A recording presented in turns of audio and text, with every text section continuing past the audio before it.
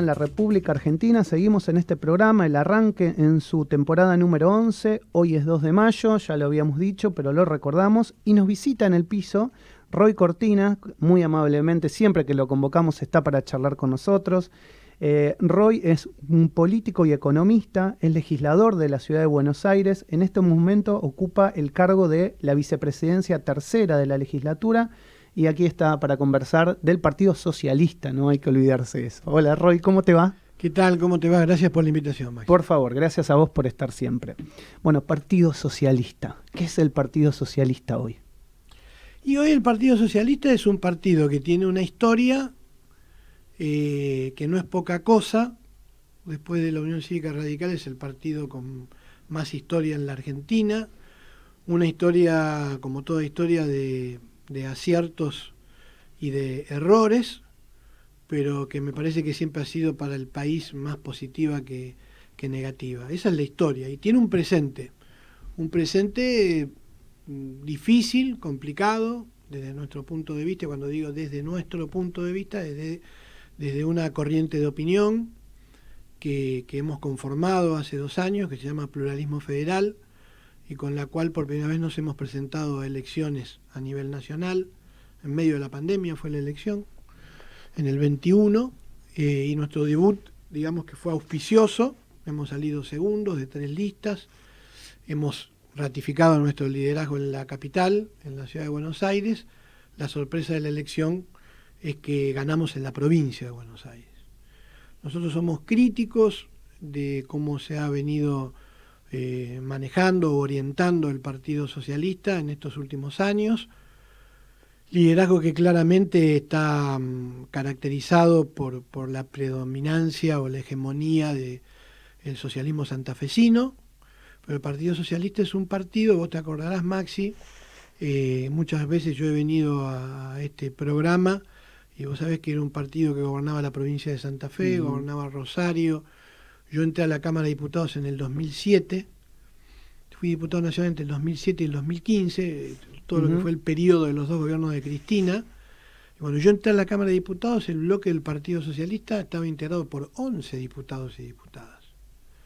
Y llegó a bajar a 9, 7, 6, se quedó sin ninguno, estuvo durante 2 años, más allá del afer bochornoso, porque un partido como el nuestro, que tenga un representante que estaba abiertamente en contra de la legalización del aborto, el caso de este diputado santafesino, que no era socialista, Contigiani,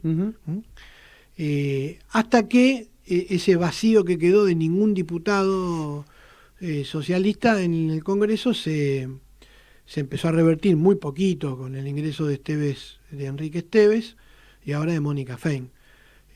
Pero claramente el Partido Socialista retrocedió en todo el país. No hay una autocrítica. Y yo recuerdo que vos marcabas diferencias en ese momento. En esa época, claro. Yo me acuerdo, y lo hemos conversado, y vos decías, sí, el Partido Socialista está creciendo, pero si no se ayorna y si no pelea abiertamente en ese momento en contra del kirchnerismo, esto no va. Y muchas veces nos hemos preguntado de votaciones que por ahí se hacían con el kirchnerismo y la diferencia con el Partido Socialista. ¿Te acordás de eso, no? Sí, claro. Sí. Y eso fue obviamente increciendo y hay varias cosas. Se transformó en un partido que cuando le conviene es testimonialista y cuando no le conviene, y le conviene ser pragmático, sobre todo los santafesinos, porque saben lo que es gobernar. Han gobernado 30 años Rosario y han gobernado con 3 gobernadores distintos la provincia de Santa Fe. Y entonces ahí se acaba todo el planteo infantil de izquierda, y cuando les conviene para criticar posturas nuestras que hemos tenido, estrategias que hemos tenido en estos últimos 3 años, bueno, nos han criticado. Por eso hicimos muy bien en participar en las elecciones. La elección fue exitosa para el partido en su conjunto.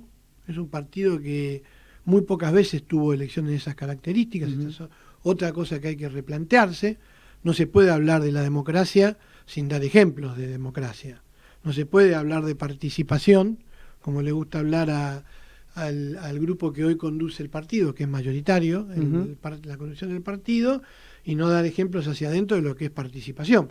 Por ejemplo, participación de los afiliados, ¿no? Por eso es que nos llamamos pluralismo federal, porque pensamos que el Partido Socialista es un partido no plural y además porque es un partido no federal, más allá de la crítica a la Ciudad de Buenos Aires.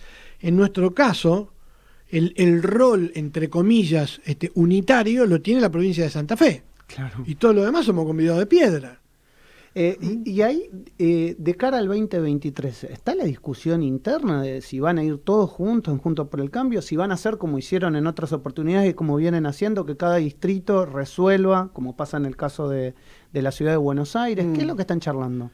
Mirá, es obvio que muchas de las cosas que nosotros advertimos que iban a pasar en la estrategia general del partido que impulsa Santa Fe están ocurriendo, y muchas de las cosas que nosotros planteamos con respecto a cómo posicionar al partido en la famosa grieta de la Argentina también está sucediendo. Los partidos políticos, más allá de sus aspiraciones y su imaginación política, responden siempre y tienen siempre una terminalidad social. Lo que los sociólogos dicen, las ideas tienen una materialidad social. Uno puede decir, bueno, yo estoy a favor de que el movimiento obrero tenga más protagonismo en la Argentina y lucho por la igualdad de los sectores más postergados de la Argentina. Bueno, la idea es fantástica, es abnegada. Un partido socialista podría tener esa postura, ¿no? Tranquilamente. Ahora, ¿cuál es tu materialidad social? ¿Tu partido está integrado? ¿Tenés delegados en los sindicatos? Claro. ¿Quién te vota a vos? Porque en Santa Fe ganaban con el 35% de la provincia, a veces con el 40%, a veces con el 32%, ahí nomás, pero básicamente con los gringos del interior, los pequeños y medianos chacareros, y la clase media de Rosario, que le reconoció una serie de obras que obviamente todos las reconocemos. Sí, pero el que sistema ese voto se perdió. Pero que ese voto, es decir, la disputa es con los sectores medios. El Partido Socialista es un partido de sectores medios. Entonces, vos tenés que tener, es decir, si lo que vos tenés es eso, y es muy difícil competir por otros sectores, tenés que entender qué conformación o qué articulación político-electoral vos tenés. Porque si no, llega un momento que tenés si a vos te roba la clase media la Unión Cívica Radical, después te la roba Pino, después te la roba Carrió, después te la roba Lustó, y después te la roba Macri y Larreta, vos tenés un problema. Claro. Tenés que rediscutir vos cómo te insertás en la terminalidad política de lo que vos respirás políticamente. Que estás respirando muchos de los planteos de la clase media. Clase media que a veces se divide en clase media más ligada al macrismo, pero también clase media republicana, igualitarista, clase media progre, que te la robó también otro factor más, que es el kirchnerismo. No te quedó en la clase media. Entonces el partido tiene que discutir qué es la socialdemocracia en la Argentina. Yo me considero un socialdemócrata. El socialismo santafesino tiene una crisis de identidad con eso. Le gusta viajar a los congresos. Como el presidente. No, pero sos como el presidente Alberto Fernández. Está bien, pero todo el mundo es como el peronismo, todo el mundo dice que es peronista. No, pero claramente, él no es socialdemócrata. Eso es todo un gran invento. Pero está bueno diferenciarlo. O sea, pero es muy importante para el Partido Socialista eso. Claro. Muy importante. Discutir qué es la socialdemocracia en el siglo XXI. Porque después te lo pasás yendo a los congresos del PSOE, de los socialistas suecos, del SPD alemán, pero después acá volvés y hacés planteos que no son acordes a la construcción de un partido socialdemócrata en la Argentina. Al Partido Socialista hay que ubicarlo. Hoy está desubicado en el escenario político nacional. En la Ciudad de Buenos Aires no está desubicado. Vos fíjate, a nosotros nos decían que nosotros teníamos que ir con Lavagna. Yo decía, miren, me acuerdo. En la Ciudad de Buenos Aires eso va a ser un tren fantasma. Hoy Mónica Fein está recorriendo programas de televisión o de radio diciendo nosotros no queremos ir con un tren fantasma, porque los dos polos de la grieta son un tren fantasma. Todo muy lindo, ¿sí? Pero, a ver, el único tren fantasma que hubo en la última elección fue el de Lavagna. y en el que querían que yo participe. Obviamente dije que eso era un disparate y nosotros decidimos integrar el frente que se convocó mucho más amplio de Juntos por el Cambio, en donde ya ahí se sumaba la UCR, con el Grupo Evolución, toda gente para mal o para bien, le puede gustar a algunos que son más de izquierda, le puede gustar menos, a otros más, pero nosotros siempre fueron nuestros aliados. No, y menos Pino Solanas, que el espacio de Pino Solanas junto con Libre del Sur terminó fagocitado por el kirchnerismo, y vos ya no sabés bien qué es Tumini, qué es Donda, qué es... Buena gente, yo los quiero mucho, he construido política con ellos, pero quiero decir, el kirchnerismo se comió todo eso. Pero el resto es toda gente que estaba con nosotros, Margarita, Facundo Mane, Lustó, Hapkin en Rosario. ¿Dónde el espacio natural para estar es en una versión evolucionada de Juntos por el Cambio? No, con el sector de Larreta, obviamente. Y además, Roy, entender que, digamos, estamos en una construcción frentista que es algo nuevo en la Argentina de los últimos años, y creo que lo que tienen que aprender los partidos políticos es que cada uno puede estar en un frente sin perder su identidad. Pero por supuesto. No necesariamente van a pensar todos iguales en un frente, y lo importante sería marcar las diferencias dentro de ese frente. Mirá, y además hay que ser menos ombliguista. Esto es una discusión que tengo dentro del Partido Socialista. Cada partido, en este caso, mi familia, el partido, la socialdemocracia, el socialismo democrático, la izquierda democrática, tiene que saber siempre, en el país en el que está inserto, cuál es la necesidad de ese país y cuál es la necesidad de la época en la que está el país. Hoy la Argentina, sí o sí, frente a la crisis que tiene, necesita de manera... no hay manera de poder resistirse a este análisis. Necesita un gobierno de unidad nacional. Y para construir eso necesitas una coalición muy heterogénea. En general, las coaliciones vos podés coincidir en muchas cosas, pero tenés diferencias y matices. Hoy necesitamos en la Argentina coaliciones más amplias, coaliciones de los diferentes. ¿Sí? Bien. Andrés. Me detengo en esto último que dijiste, coaliciones más amplias. Y también hablando del Frente de Todos. Sí. Hace semanas atrás se está metiendo Javier Milei en la discusión de Juntos por el Cambio. ¿Cómo lo ves vos y si crees que puede, de cara a 2023, integrar alguna lista de Juntos por el Cambio Javier Milei? Yo aspiro a que no, yo creo que es un error. Es difícil porque es un momento de tensión en un frente con dirigentes todos que son muy competitivos y con la legítima aspiración de ser candidato a jefe de gobierno, a gobernador, a presidente. En cada categoría, en Juntos por el Cambio, tenés 2 o 3 candidatos que además son buenos, discutibles algunos, a algunos les gustarán más o menos, pero son candidatos competitivos. Entonces, esa tensión mientras se acerque la elección va a existir, sumado obviamente a que existe la figura de Milei, que está creciendo, es indudable esto, en los medios de comunicación, pero bueno, yo creo que... ¿Crece en los medios de comunicación o crece yo creo que está, en las bases de sustentación? Yo creo que hay un huevo y una gallina ahí que no se sabe bien. Yo creo que Milei nació mucho al compás de los sets de televisión y por un vacío político y social y cultural que hay en la sociedad. Este enojo porque obviamente que el sistema político de los 2 grandes partidos, mutado en 2 grandes frentes, no ha resuelto problemas. Claro. Ahora, eso no quiere decir que las barbaridades que plantea Milei sean la solución. Yo lo que creo que Juntos por el Cambio tiene 2 maneras de abordar el problema de Milei. Y si me permiten, yo se los digo en un minuto. Dale. Si a nosotros nos preocupa y queremos escuchar con más detalle para tratar de comprender y de que nos comprendan a nosotros y que adhieran a los postulados nuestros los votantes de Milei, eso está bien. Lo que no está bien es tratar de seducir al personaje Milei. O sea, no podés vos pretender gobernar la Argentina sin entender el enojo de los que votan a Milei.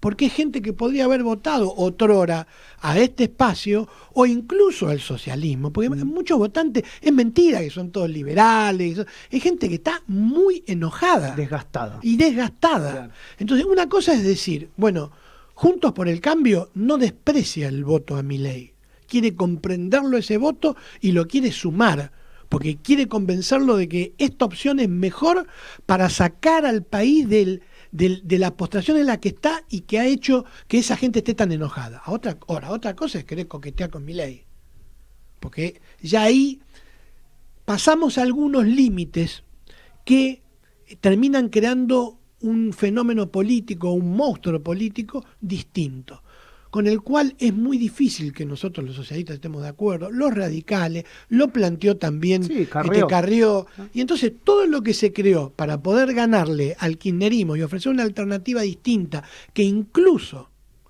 evolucione en cuanto a los errores y equivocaciones que tuvo el gobierno de Macri, ¿sí?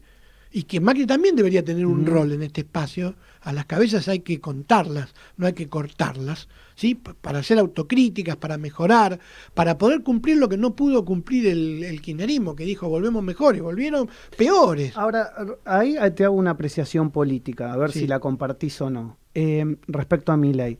A mí me da la sensación que la discusión de Milei sí o Milei no es más interna del PRO que del resto de la coalición o del resto del frente. Es decir, es el PRO el que tiene que decidir si quiere integrar este frente o no, porque en definitiva el resto del frente no lo quiere a Milei. Si el PRO se quiere ir o quiere salir del frente porque quiere asociarse a Milei, es un problema del PRO, no del frente. Bueno, pero no invalida el enfoque que yo hago, porque a nadie se le escapa que es un debate del PRO por esto de la capilaridad social. Y bueno, sí. ¿No? Esto que le falta a entender al Partido Socialista. El PRO lo tiene claro eso. Sabe que hay una capilaridad social, hay una audiencia, como dicen los community managers, pero hay una audiencia, hay gente que tiene una ligazón por su práctica social, por su cultura, por su ubicación socioeconómica en la Argentina, que se siente representado hace muchísimos años por el PRO. Entonces aparece un personaje que quiere correr por enojo, por derecha a ese espacio, el primer partido que tiene una crisis, ¿cuál es? El PRO. Entonces el PRO y todo el resto de los partidos, que hemos formado un todo superador al PRO, me parece que es un todo más amplio, tenemos que entender esto. Tenemos que ¿cómo nos tiene que interesar o no el fenómeno Milei? Sí, nos tiene que interesar. Pero la gente que se siente representada por eso, para comprenderla, no el personaje Milei. La última que te hacemos, abusando de tu tiempo y siempre tan generoso de charlar, conversar, reflexionar. Fuiste convencional constituyente de la ciudad ya por el año 1996, hoy ocupás un rango institucional en la legislatura como vicepresidente tercero. ¿Qué crees que le falta de esa constitución a la legislatura hoy, al rol del gobierno en general? Si crees que le falta algo, que te gustaría, digamos, ver en los próximos años alguna modificación respecto... Larreta siempre está convencido de que nunca hay que conformarse con lo que se logró y que hay que seguir transformando la ciudad. Así que yo, la verdad, cualquier integrante de nuestro espacio no se siente incómodo en decir que hay cosas que siempre se pueden mejorar. Y por supuesto, a mí me parece que todo lo que tiene que ver con la urbanización e integración de los barrios populares se ha dado un paso gigantesco que no tiene antecedentes en la Argentina. Porque vos revisás otros gobiernos en otros países y el avance en materia de urbanización e integración de barrios populares, ¿sabés qué, Maxi? Cero. Y en la ciudad hemos avanzado, pero no alcanza. Hay que avanzar más en eso. Ahora van a venir nuevas experiencias muy interesantes. Vamos a probar un proyecto que estimula la inversión de emprendedores y de comercios y por qué no también de industrias en los barrios populares a través de decisiones impositivas. O sea, seguimos con una política de no solo urbanizar y mejorar los servicios de los barrios populares, sino que queremos que estén integrados al resto de la ciudad, que sean barrios con todas las facilidades, comodidades o a la vida a la que estamos acostumbrados todos los que no vivimos en un barrio de esas características. Entonces vamos a seguir avanzando en ese sentido. Hay que avanzar también, ya que hablaste de la Convención Constituyente, en una mayor eficacia en la desconcentración y la descentralización, que el gobierno ha avanzado muchísimo. ¿En qué ciudad del mundo, del rango de la ciudad, un gobierno se traslada a la zona más postergada históricamente y traslada con un edificio impresionante como hizo la Ciudad de Buenos Aires la jefatura de gobierno, que eso provocó un crecimiento económico? Vos viste cómo se ha transformado Parque Patricio, se ha transformado. O por ejemplo, tener la escuela más grande y moderna, te diría, de la Argentina, de la Ciudad de Buenos Aires estoy seguro, pero en medio de el barrio 31. Y tantas cosas que se han descentralizado y se siguen descentralizando. Entonces, a mí me parece que podemos mejorar en todo, pero en todo hemos avanzado. Esa es la mirada que yo tengo actualmente del gobierno de la ciudad, y eso es una de las decisiones uno de los factores que hizo que nosotros tomáramos la decisión de integrar este frente mucho más amplio del que era antes Cambiemos, y a mí me parece que fue para mejor. Y te lo digo, y con esto termino, queda clarísima la diferencia cuando estaba en juego la vida y la muerte de la gente de lo que fue la gestión de la pandemia en la Ciudad de Buenos Aires. Quirós no mide lo que mide y tiene el respeto que tiene porque apareció en 3 conferencias de prensa y a la gente le gustaba el corte de pelo, sino porque la gente vio lo que fue la gestión de la pandemia en la ciudad. Eso es lo que vio, la responsabilidad, el temple, mientras el gobierno nacional nos atacaba, mientras el irresponsable del ministro de Salud de la provincia de Buenos Aires decía que el problema era la ciudad. Jamás contestamos ningún agravio. Y cuando nos sacaron de la noche a la mañana el 10% del presupuesto de la ciudad, en medio de la pandemia, sin avisarnos, Horacio Rodríguez Larreta les respondió con una conferencia de prensa seria, diciendo lo que hace una persona de Estado frente a un atropello así: vamos a ir a la justicia. Eso la gente lo vio. La pandemia mostró lo que es una buena gestión. ¿Se llegará a un acuerdo ahí con Nación, como indicó la Corte, que se sentaran a hablar, o crees que va a terminar en un fallo judicial? O con un fallo judicial o con un acuerdo. Ojalá con un acuerdo, porque lo que mostraría es que hay madurez para una negociación nada menos que de esta naturaleza, que significan obras, que significa gestión, que se pueda resolver con un acuerdo en un Estado subnacional y con Estado nacional, mostraría la madurez política, por lo menos en este aspecto, madurez política de la dirigencia en la Argentina. Ojalá que sea así. Pero eso es una plata, ese es un dinero que se le arrebató a la ciudad en medio de la pandemia. Los libros de historia van a decir eso. Para nada. ¿Sabes qué? Para resolver la incompetencia que tuvieron ellos para resolver el problema de cómo financiar la policía. Cuando la semana anterior públicamente toda la dirigencia de Juntos por el Cambio, con el jefe de gobierno a la cabeza, salió a respaldar a la presidencia, al presidente, a decir que es una barbaridad, que la policía puede tener derechos legítimos, pero no puede pelear por esos derechos armados rodeando la residencia de Olivos. Públicamente lo salió a decir Larreta, Santilli, todos los dirigentes. A la semana siguiente, sin avisarnos, nos sacaron el 10% del presupuesto. Roy, gracias por estar siempre que te convocamos aquí en El Arranque en Radio Sónica. Gracias por la invitación, Maxi. Roy Cortina, vicepresidente tercero de la legislatura porteña, charló en la mañana del Arranque.